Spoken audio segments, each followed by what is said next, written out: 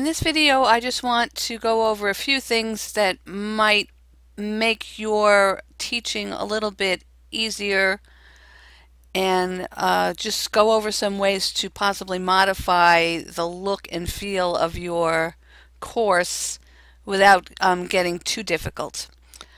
One thing that you might consider doing is, if we go back to these blocks, as you can see, this course has quite a few different blocks, and they take up a lot of desk space, desktop. So if you have a small monitor, you might want to close off these blocks, and you do that by rolling the mouse over this little icon here, and it says move this to the dock. So you just click on that and it moves it over here, and then when you want it, you can just roll your mouse over it and it pops up, and then you can access it the way that you normally would.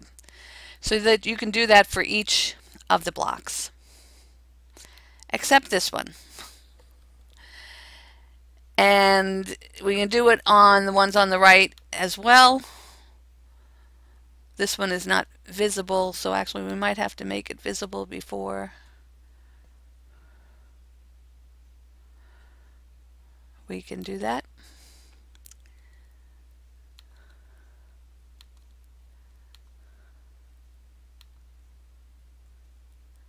And we can add the block there.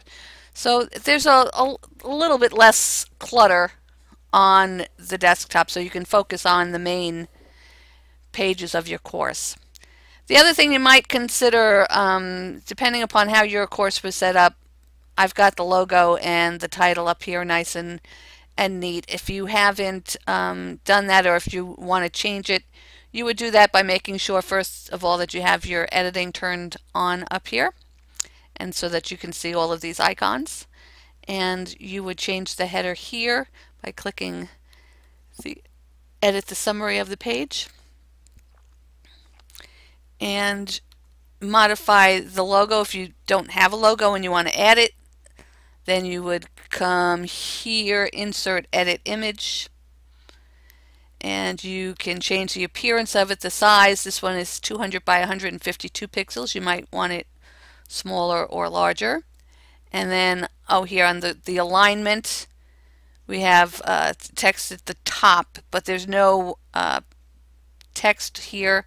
You might want it to the middle, so that the text would be directly to the right of it. I have a very long course title, and it just looked weird when I did that, so that's why I did it at the top as I had it.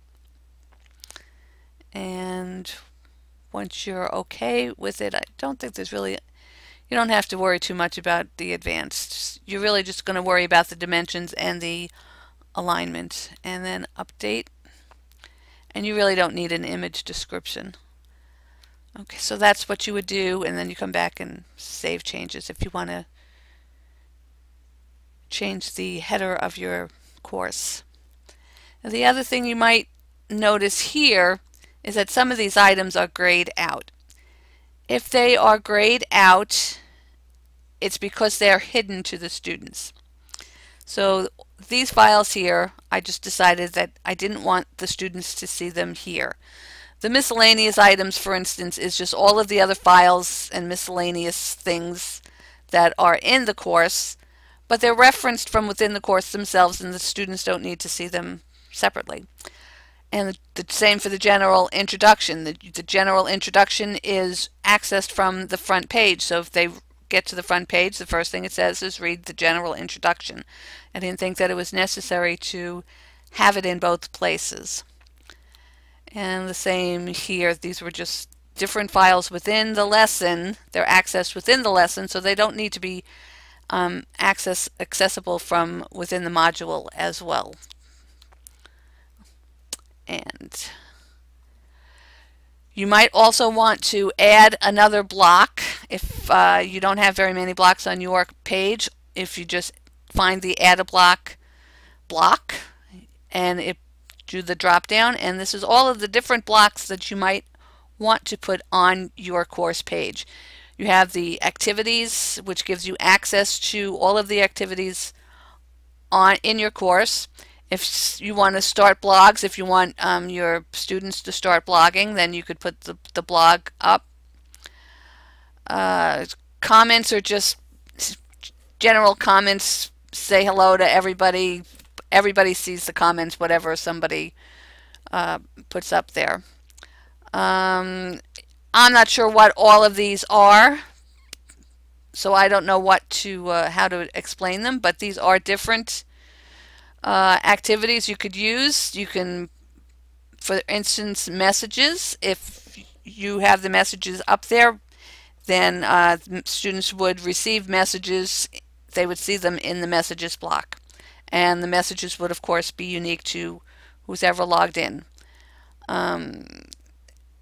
If you want to see who else is online with you, then you might want to put up the online users. People, that's all of your participants. All right, looks like I added the people. Yep. All right, so now I've added the people there, and if I decided I didn't want it after all, because I believe I have it elsewhere, I can just use the X to delete it. So that's just a few ways to modify your course, make it look a little neater for you and your students. I think the other thing that I wanted to do was to show you how to update the calendar. So now I need to find it. There's the calendar there. So I'm going to undock it. So there's the calendar. If you want to add an item to the calendar, you need to click on the month first, and then it opens up, and then you would new event here, click on the new event, and then you can decide what type of event it is. Is it an event that is for you, as you might want to remind yourself you have a doctor's appointment? In that case, it would be only on your calendar. If it's course related, then all of the participants in the course would see it on the calendar. If it's site related, then it would be available to every participant on the site that has the calendar viewable. So you might want to put the opening date, the date that classes start, or the date that grades are due on the calendar as a site event. Most of the events you're going to use are going to be course related. So then you would give it a title. You can describe it. You would choose the date here and a time if there was a time appropriate. Without duration would mean that it's just there. If you have a specific time period from here until here, then you would select those. You can check to repeat the event, and then it would tell you how many times to repeat it. And that would be how you create a calendar event. Your assignments, if the assignment was created with a due date, will automatically appear on your calendar as an assignment due. But any other kinds of dates that you want, you would have to manually add. And that is how you update your calendar. The other thing that you might want to do is modify or add a new page or file to your course. So we would do that. Just back out of here. There we go. Let's say I wanted to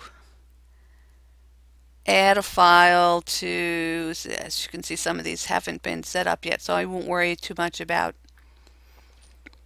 modifying it. If you want to add a resource, you can add a file, folder, a label, a page, or a URL. If you wanted to add an activity, such as an assignment or a chat. Again, if you're not sure about these, put them up, go over to google.org and do a search on it, and the documentation on google.org is pretty detailed. You can find out information on anything that you wanted to. But let's just say you wanted to add a new page or update a file. Let's just add a file.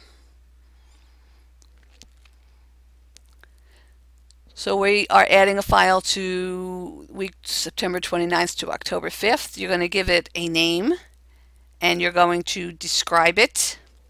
If you want the description to display on the page, you would click this box. You're going to add your files here, download the files here. Display automatic.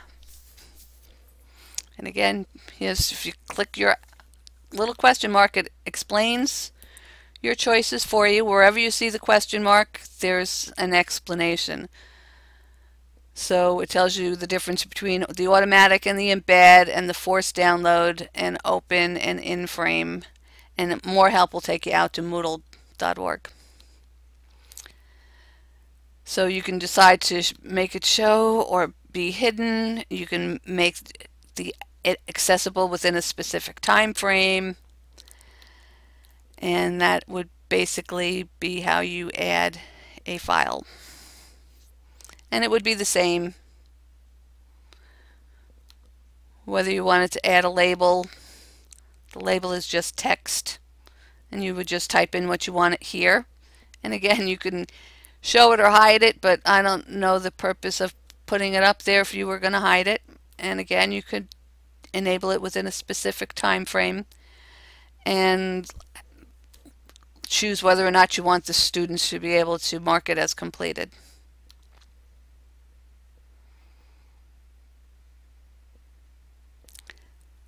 I think that covers most everything that we need to learn. If I think of anything else that will be helpful to you, the one more feature that I do need to cover is grading. And that's going to take me a while, so that might not be available immediately. But I will be doing a video on grading as well.